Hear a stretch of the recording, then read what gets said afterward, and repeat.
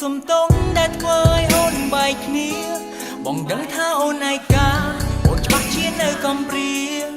ហើយរឿងគ្រប់យ៉ាងបងដឹងថាបងជាអ្នកខំបើដឹងថាអូនមានគេបងច្បាស់ជាដើរចេញពីអូនមិនចង់នៅពាក់ព័ន្ធជន់ដើរស្នាមចាំឈានជើងទៅចិត្តអូនចង់ដឹងសុខទុក្ខប៉ុណ្ណឹង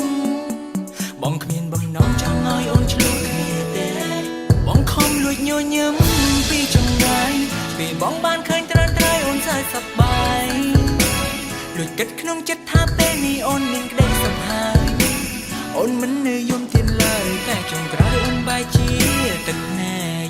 ឲ្យរូបបងសុំទងរាល់កំហុសដែលធ្វើឲ្យអូននឹងគេពេលនេះបាក់បែកអ្វីៗគ្រប់យ៉ាងមកពីបងនឹករូបអូនខ្លាំងពេកដល់ថ្នាក់គេសុំអូនបែកចែកភ្នែកពីអូន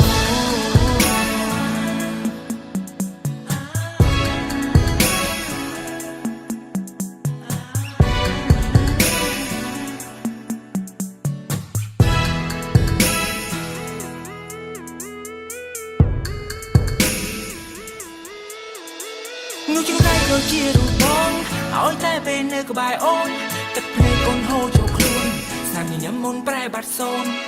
តើគួរធ្វើយ៉ាងណាជារឿងកើតដោយចេតនាបងពិតជាគ្មានបំណងទេមានគេធ្លាប់ប្រាប់បងដែរថាធាតុយើងមិនត្រូវគ្នាឲ្យតែនៅក្បែរអូនទឹកភ្នែកអូនហូរវេទនាដាក់ចិត្តដើរចេញពីអូនតែបេះដូងបងនៅពុំងារតើបងគួរត្រូវធ្វើយ៉ាងណានោះដូចជាបងមិនស័ក្តិសមនឹងក្បែរអូនទឹកភ្នែកហូរហាមចូលបងដឹងខ្លួនថាបងជាមនុស្សចង្រៃយើងខកគ្នាខកឆ្នាំខែខកថ្ងៃអនិច្ចាចតណៃជួបតែរឿងចង្រៃដល់